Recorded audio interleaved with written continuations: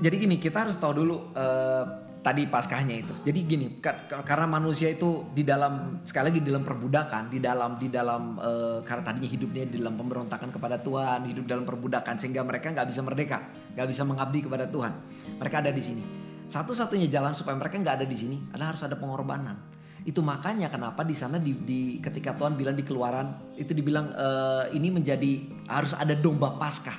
Ya, domba Paskah ini darahnya ketika kalau di zaman waktu itu kan dioles tuh di ambang pintu. Nah, itu menjadi lambang bahwa ketika ada darah domba itu mereka tuh seperti sudah ditebus. Ada penebusan di situ. Nah, gambaran ini yang menggambarkan kenapa darah Yesus menjadi penting buat kita. Karena kalau kita baca di Alkitab di Perjanjian Baru dikatakan kalau nggak salah di Lukas dikatakan bagaimana Yohanes Pembaptis bilang, lihat dia. Ya ketika dibaptis tuh di Sungai Yordan, dia naik terus dia bilang, lihat ini dia domba. Dialah domba, anak domba. Apa maksudnya itu? Dia lagi bicara tentang Paskah sebetulnya. Bahwa ini dia anak domba Paskah yang dipersiapkan untuk nantinya menjadi penebusan buat kita. Itulah gambaran dari Paskah sebetulnya. Jadi darah Yesus itu penting. Tanpa itu gak ada penebusan buat kita. Tapi seringkali kita jadi kita ya cuma sebatas pengertian kita cuma sebatas Yesus sudah menebus kita, tadinya kita masuk neraka sekarang masuk surga. Nah itu tuh terlalu dangkal, nggak lengkap. Kita harus masuk kepada pengertian Paskah yang lengkap dan itu semua justru adanya di Torah sebetulnya. Torah yang memulai ini semua sebetulnya. Jadi banyak orang berpikir bahwa ini adalah kalau kita ngomong pengorbanan Yesus itu areanya Perjanjian Baru. Salah. Ini semua datang ketika Torah ada. Gak mungkin ada darah kalau Tuhan gak mengatakan bahwa lewat darah lah ada penebusan. Karena Tuhan mengatakan ada penebusan lewat darah. Karena itu darah Yesus menjadi penebusan buat kita. Kalau gak ada Torah, bisa dibilang gak ada penebusan. Ngerti ya maksudnya? Jadi ini orang yang suka salah. Makanya kita perlu ngerti ya. Itu makanya kenapa Tuhan bilang rayakan ini. Seperti kayak sesuatu yang diminta sama Tuhan untuk kita rayakan terus menerus. Supaya kita gak lupa. Ya satu itu. Dan ada fungsi lagi yang kedua itu apa? Untuk menceritakan. Itu gitu ya. Nanti kita bahas lebih jauh lagi. Tapi sekarang saya mau bahas yang kedua nih, yang Natal. Nah kenapa saya tadi singgung Paskah itu begitu penting? Karena satu, Paskah adalah Tuhan yang tentukan. Bukan manusia yang tentukan. Sedangkan Natal itu bisa dibilang manusia yang tentukan. Kenapa? Karena sebenarnya gak ada di Alkitab. Natal itu kelahiran Yesus penting gak penting. Tapi satu lagi kita gak pernah tahu tanggal pastinya. Alkitab gak catat. Tapi kalau Paskah Tuhan tentukan. Di waktu yang ini.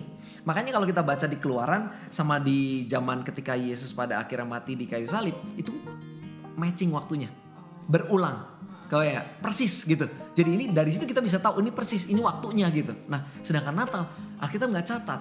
Penting gak merayakan Natal? Bisa jadi itu juga sesuatu yang baik ya untuk kita ingat bagaimana Tuhan rela dia datang ke sini, lahir di sini. Tapi masalahnya ketika Tuhan tidak tentukan itu, tapi manusia yang tentukan, nah itu yang jadi salahnya di sana.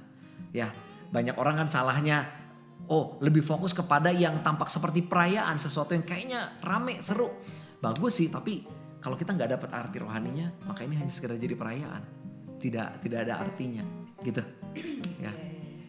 Terus kalau menurut Alkitab ngerayain Paskah tuh kayak gimana? Nah sebenarnya gini, secara Alkitab itu Tuhan bilang kan ketika bangsa Israel mau mulai masuk kepada Tuhan mau menyelamatkan lah di malam sebelum dia menyelamatkan atau di malam Paskahnya, Tuhan bilang kamu harus menyiapkan makanan. Jadi sebenarnya caranya adalah dengan menyiapkan makanan sebenarnya di situ cara merayakannya, yaitu ada tiga item lah yang bisa dibilang itu yang utama yang ada. Memang secara tradisional kalau kita sekarang perhatikan mungkin bisa dibilang Passover meal itu udah menjadi lebih komplit lah bisa dibilang dengan ada lambangnya. Tapi kalau Alkitab katakan ada tiga yang utama, yaitu matzah atau roti tidak beragi, lalu ada domba dan dagingnya dimakan, lalu yang ketiga sayur pahit atau maror, itu sayur pahit. Sayur pahit itu melambangkan bagaimana pahitnya hidup mereka ketika mereka diperbudak. Jadi manusia umat Israel, bukan manusia, umat Israel diminta sama Tuhan untuk mengingat ini, betapa pahitnya hidup di luar Tuhan, betapa pahitnya hidup ketika kamu belum dimerdekakan. Itu lambangnya. Lalu domba itu menjadi ingat bahwa Tuhan sudah menebus kita. Itu penebusan, bicara tentang penebusan, bahwa dia sudah menebus kita. Lalu matzah itu bicara roti tidak beragi. Nah ini menjadi penting karena kalau kita baca di Alkitab, Paskah itu 1 hari. Paskah itu hanya 1 hari sebetulnya. Di hari pertama itu Paskah. Lalu setelah itu selama 1 minggu mereka merayakan yang namanya roti tidak beragi. Ya.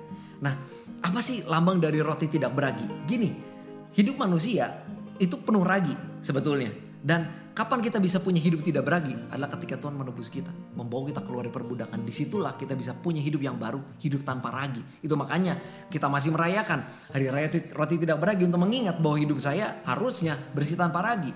Bahkan makanya Tuhan sempat perintahkan kan, gak boleh ada ragi di rumah kita. Itu menjadi lambang sebetulnya bahwa tidak ada yang asing di hidup kita. Gak ada yang gak sesuai dengan apa yang Tuhan mau di hidup kita. Itu menjadi lambang itu. Sehingga kita jadi cari lagi mana ya yang mungkin bukan yang Tuhan mau ada di hidup saya. Dan roti tidak beragi itu menjadi lambang hidup yang baru tanpa ragi di hidup kita gitu. Jadi semuanya ada artinya. Betul. Dan itu juga sebetulnya dirayakannya itu dengan keluarga sebetulnya. Kenapa? Karena Tuhan bilang, ketika kamu menyiapkan ini, kamu akan anak-anak kamu akan nanya, ini apa? Lalu kita bisa menceritakan itu kepada anak-anak kita. Lalu turun temurun lah kita bisa ceritakan. Dan itu menjadi pengertian mereka, menjadi iman mereka bahwa ini loh Paskah. Seringkali kan kita jadi akhirnya hanya menceritakan Paskah itu sebatas perayaannya, ya. Kalau yang suka masih ingat lagi sekolah minggu, kita cuma tahu perayaannya aja gitu, nyari hias telur apa, kita nggak dapet ininya gitu. Sedangkan kalau kita rayakan dengan cara yang Alkitab bilang, di bagaimana kita duduk makan bersama keluarga, lalu kita sediakan barang-barang seperti yang tadi ada itu, maka kita bisa benar bercerita sama mereka. Hidup kamu pahit loh kalau kamu gak sama Tuhan. Hidup kamu seperti ini loh kalau begini. Nah, itu yang akan membuat mereka menjadi mengerti, oh ini loh Paskah. Nah, itu Paskah yang Tuhan mau sebetulnya. Sayangnya memang agak sedikit berubah sekarang gitu, sehingga menjadi perayaan Paskah hanya sekedar jadi perayaan. Lalu kita ngerasa bersyukur karena Tuhan menebus kita dari dosa, dan itu baik, tapi gak lengkap gitu maksudnya. Gitu sebetulnya. Ya. Kalau kita misalnya gak ngerayain Paskah tuh, kita bakal dosa lagi betul. Sebenarnya gini, karena memang Tuhan perintahkan itu turun temurun ya, ada ayatnya. Tuhan memang pengen, tapi balik lagi, jangan lakukan ini hanya karena takut dosa tidak dosa. Tapi kita harus melihat bagaimana ini sebenarnya sesuatu yang bisa membuat kita semakin mengenal Tuhan. Lalu kenapa kita tidak mau merayakannya? Seringkali kan kita seneng kan karena sesuatu yang tampak rame. Tapi padahal ini ada satu perintah, satu perayaan yang Tuhan berikan buat kita, yang dari situ kita jadi bisa mengenal Tuhan. Kita jadi bisa tahu, oh ini loh sebetulnya bagaimana Tuhan menebus kita, memisahkan kita menjadi umatnya. Dan itu seharusnya membuat kita jadi merdeka, kita jadi bersuka cita, kita jadi merdeka di dalam pengabdian kita kepada Tuhan. Kita gak jadi lagi terpaksa ikut Tuhan, tapi karena kita tahu Tuhan merebus untuk ini gitu ya. Jadi lebih tepatnya rugi gitu kalau nggak dirayakan gitu. Karena ketika kita merayakan ini, maka kita dan keluarga kita bisa menikmati, mengerti perkara rohani di balik Paskah yang seringkali sudah jadi blur kalau kita nggak rayakan dengan cara yang Alkitab bilang gitu. Sebetulnya gitu sih. Jadi bukan dosa, nggak dosa walaupun ada ayatnya untuk bilang kita harus merayakan itu sebetulnya. Jadi yang menyelamatkan bukan kita merayakan Paskah, tapi Yesusnya. Betul. Yesus atau Yesua itulah yang menyelamatkan, bukan karena kita melakukan Paskahnya, tapi melakukan Paskah itu membuat kita jadi mengingatkan gitu bahwa oh Yesus itu udah menebus saya, membuat saya jadi mengerti, oh saya harus punya hidup yang baru, hidup yang tanpa ragi, hidup yang dipersembahkan untuk Tuhan gitu sebetulnya. Jadi yang penting kita ngerti dulu kita diselamatin sama Yesus ya. Terus jadi kita bisa melakukan dengan benar gitu, kayak merayakan Paskahnya. Iya gitu sebetulnya gitu. Jadi dengan sudah digenapinya oleh Yesus, kita jadi lebih mengerti apa sih makna dari Paskah gitu. Tadinya kan hanya bayangan kan. Kalau hanya perjanjian lama itu hanya bayangan, lalu kegenapannya ada di zaman Yesus. Nah kita jadi mengerti gitu keseluruhannya gitu sih. Iya. Jadi sekian dulu perbincangan kita sama Kang Umar hari ini. Tunggu episode spesial lainnya. Dan jangan lupa subscribe dan klik tanda lonceng supaya ada notifikasi kalau ada video baru. Sekian dan terima kasih. Shalom.